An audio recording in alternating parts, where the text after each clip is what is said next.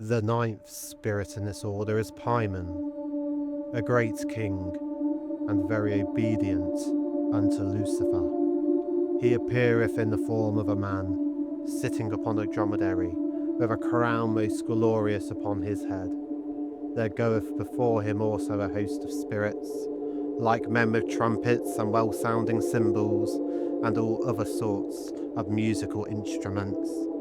He have a great voice and roareth at his first coming, and his speech is such that the magician cannot well understand it, unless he can compel him.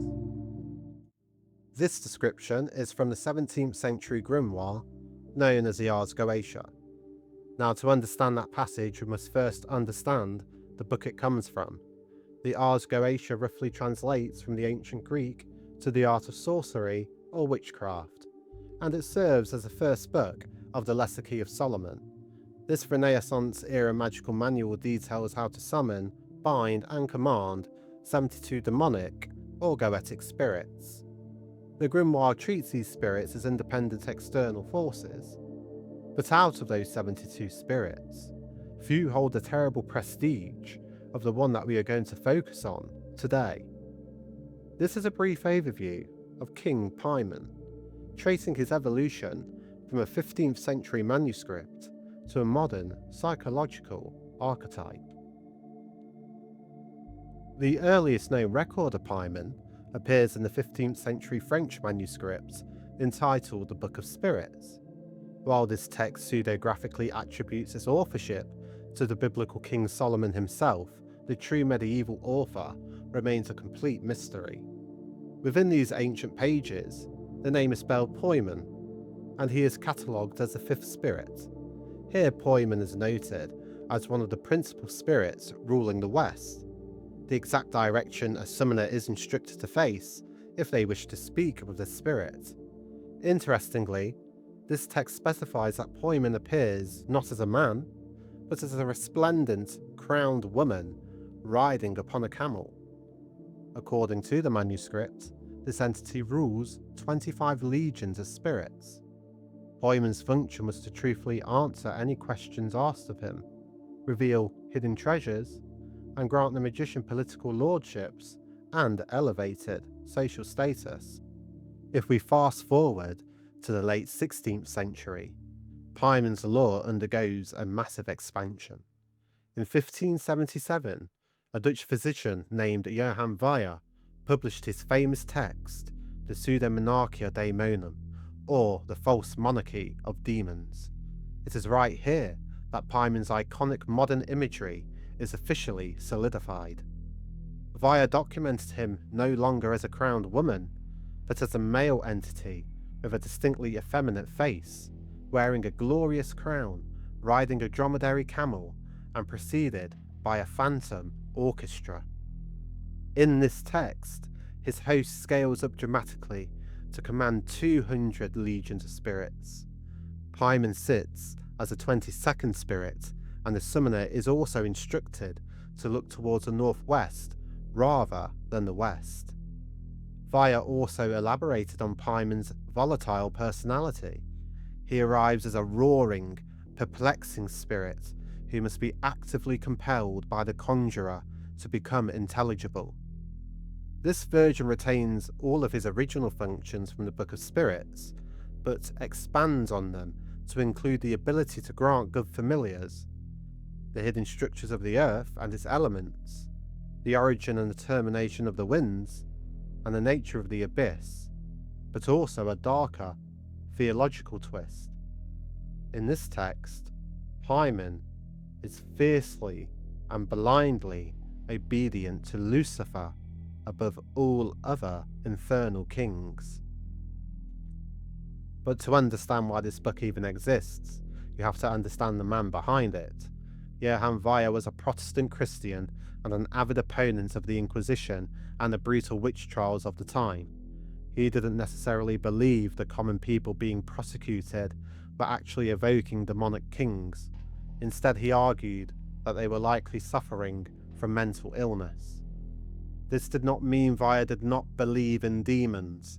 It certainly seems that he did, just that it was absurd to think that the marginalized and impoverished citizens possess the immense wealth and occult means required to conjure and control these kings of hell, especially when it is considered that the wealthy aristocrats of the era were boasting about the exact same feats with impunity. We know Vaya did not invent this demonic directory out of thin air. He likely compiled it from older medieval manuscripts that are now tragically lost to time. Because those foundational documents are gone, scholars still debate how much Vaya embellished the text himself, or if he copied it verbatim just to mock the system. Just 6 years after Vaya published his directory, a highly secretive manuscript was circulating throughout the Elizabethan occult underground in England. Compiled in 1583, this text was a Liber Officiorum Spiritum, or the Book of the Office of Spirits.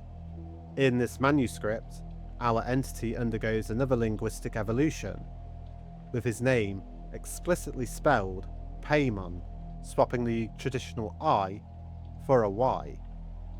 Here, Paimon is completely stripped of his 22nd placement and elevated to the 6th spirit overall.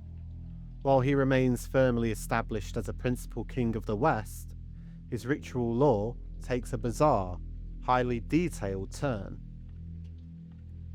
Here he is noted as a king who speaks with a naturally hoarse, deafening native tongue. The manuscript reveals a unique practical trick.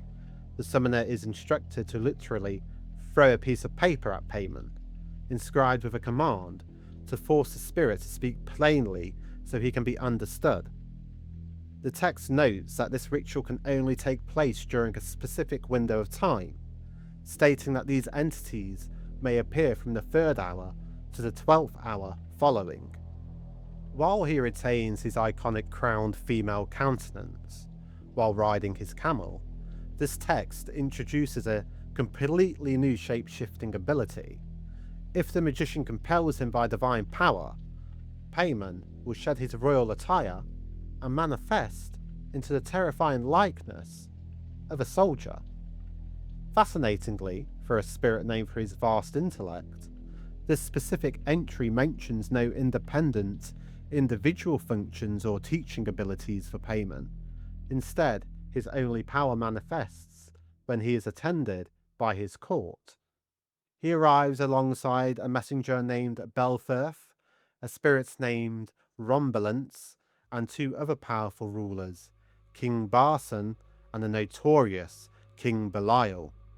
Together, this dark entourage held a highly conveyed power, the ability to grant the magician absolute invisibility. As the 17th century dawned, Paimon's legacy faced its most radical transformation yet. In 1608, the Book of the Sacred Magic of Abramelin the Mage emerged, a text later translated into English by the famous occult scholar Samuel MacGregor Mathers. This grimoire completely stripped our entity of his visual traits, demoting him from an independent king and placing him as one of the 8 sub-princes of hell, serving directly under the high thrones of Lucifer, Leviathan, Satan, and Belial. Fascinatingly, Mathers includes a hidden linguistic clue in his footnotes, tracing the name Paimon back to the Hebrew root Pam, meaning a tinkling sound or a small bell. Even darker, the text notes that the ancient rabbis explicitly linked this entity to Azazel, the ancient desert scapegoat. Although this system took away his independent crown, it granted him an immense, highly structured army of 111 servient spirits, alongside personal servitors like Aglaphos and Acamel. Crucially, the manuscript clarifies that these servient forces are not vile, base, or common demons. Instead, they are high-ranking, industrious specialists, whose secret names were directly manifested by angels. a celestial library so vast that the text notes that their true number is completely infinite. Most importantly, the text reveals a deep personal ritual. Paimon and his fellow co-rulers are cosmically compelled to assign the magician a personal familiar spirit bound to the practitioner from the literal day of their birth. To claim it, the magician had to place a written list of these industrious spirits outside on a terrace, forcing the sub-princess to swear a binding oath to manifest them the following morning. By the mid-17th century, the shifting tides of the occult underground finally converged. An anonymous compiler gathered all of these scattered century-old manuscripts and bound them into a single definitive masterpiece of ceremonial magic, the Lemegeton, or the Lesser Key of Solomon. The very first book of this manual, the Ars Goetia, became the ultimate home for King Paimon. Inside this text, he was assigned as the illustrious ninth spirit, a great king fiercely loyal to Lucifer. It is here that his famous visual manifestation was permanently locked into history. He is described as appearing in the form of a man with a highly effeminate, beautiful countenance, wearing a glorious crown upon his head and riding a dromedary camel. He is preceded by a roaring host of spirits, playing trumpets and cymbals and a loud phantom orchestra. Yet despite his beautiful face, his arrival is terrifying. He speaks in a deafening native tongue that roars so loudly the magician cannot understand him unless they actively compel him to speak plainly. In order to control this volatile entity, the Goetia added a highly specific set of rules. The manuscript warns that the magician must strictly observe the age of the moon, stating that the ritual is only profitable on the 2nd, 4th, 6th, 8th, 10th, 12th, or 14th day of the lunar cycle. Furthermore, because Paimon holds a rank of a chief king, his sacred seal could not be written on mere parchment. It had to be cast in pure gold and worn over the chest as a protective shield called a layman. If called alone, the magician had to make a specific offering, prompting two attendant kings, Larbel and Abelin, to manifest alongside him. Most fascinatingly, the text reveals that Paimon's staggering army of 200 legions wasn't made of low-level monsters.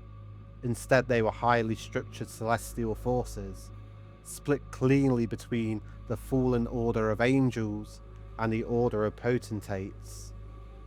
For centuries, references to King Paimon remain locked away in rare dusty manuscripts.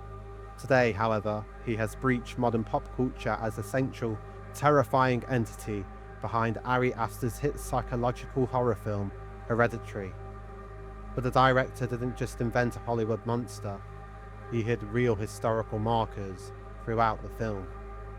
From the crowned camel hidden in the final treehouse scene, to the entity's struggle to manifest through a young girl, a subtle nod to the 15th century manuscripts that painted Paimon as a crowned queen. But what do actual modern esoteric practitioners say it's like to encounter him outside of cinema? While Hollywood displays bloody chaos, modern occult forums describe a highly formal, aristocratic spirit who demands extreme respect. Those who claim to work with him report a distinct, heavy drop in room pressure, a sudden chill, and most fascinatingly, a distinct, high-pitched ringing or buzzing sound in the ears right before his presence settles. A chilling detail, considering his name derives from an ancient word meaning a tinkling bell. Across 600 years, whether through ancient parchment, modern cinema, or whispered forum posts, the king's signature hallmarks remain entirely unchanged. But what if we step away entirely from the supernatural? Long before modern psychology embraced these concepts, the notorious 20th century occultist Aleister Crowley published a radical, rational defense of these rituals in 1903. Crowley stripped away the literal monsters, boldly declaring that the spirits of the Goetia are, in reality, portions of the human brain. In this view, a demon's intricate sigil is not a magical contract, but a highly targeted visual stimulus designed to trigger and regulate specific localized spots within our own minds. When an ancient text promises that a spirit can unveil hidden secrets or teach logic, it is actually unlocking and pulling hidden data straight out of the human subconscious. This clinical perspective perfectly mirrors the later work of Swiss psychiatrist Carl Jung, who argued that these entities are raw projections of the human shadow. King Paimon, the master of science, mind, and absolute control, becomes a psychological archetype of our innate human obsession with dominance and intellectual superiority.